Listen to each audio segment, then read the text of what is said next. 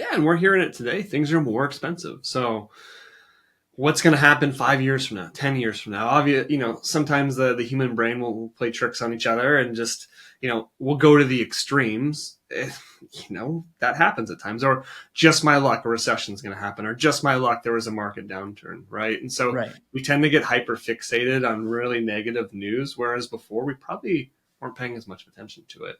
And so this is Totally. why, like, having that plan or just being able to like talk through it and say, like, let's just back up a step. Let's Such a good transition, because that's exactly where my head goes too. We're on the same page, Nick. Yeah.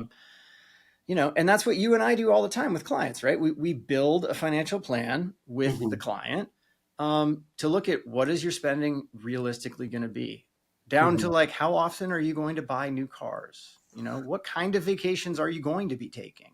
Yeah. Right? We want to know the details. We want you, Yeah. to dream. So there's some bandwidth in there.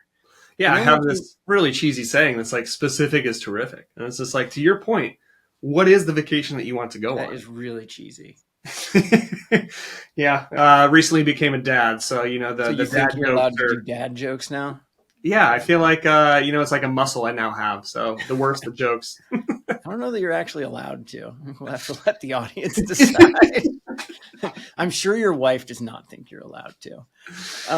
But to your point, one of the things that I think you and I would look at, and please add any color that you want, but like the basic things that I'm thinking about would be, someone comes in and they're fearful of their spending or what Mhm. they're going to need to spend. I just quickly want to know, well, okay, what are the baseline things that we're going to get? Like if we're going to get Social Security, and Mhm. are we going to delay it and turn it on at 70, or do we have a reason to turn it on earlier so we know what that income's going to be? Do we have a pension?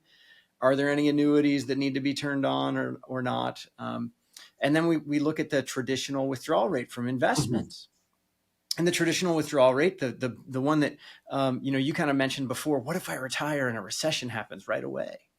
Well, there's this guy, Bill Bengen, and his original research that he did back in the 90s was on what if you retire in the worst year possible, which I believe was 1974.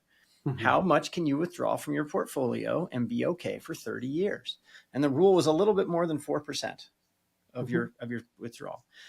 Some other guys came along, Guyton and Klinger, and did something different where they said, well, what if you're willing to like spend a little less if things get really bad, right? Like how often have we ever had a big downturn in the markets and you just kind of go like, I don't need to go on like the vacation to Europe this year. I can just stay local, right?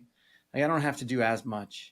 Well, once we know what that is, so you can spend a little bit more. Well, now we know what your numbers are. We can look at them after tax. So we can go, here's how much income you get to have every month.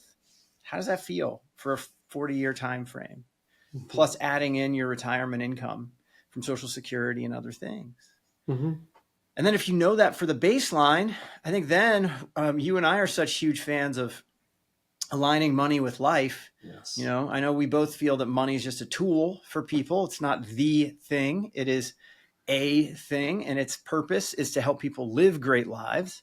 So what are the things they need to be doing in their life while they're still here to live an awesome life? What are those Right. bucket list goals? What are the lifestyle things they want to be doing?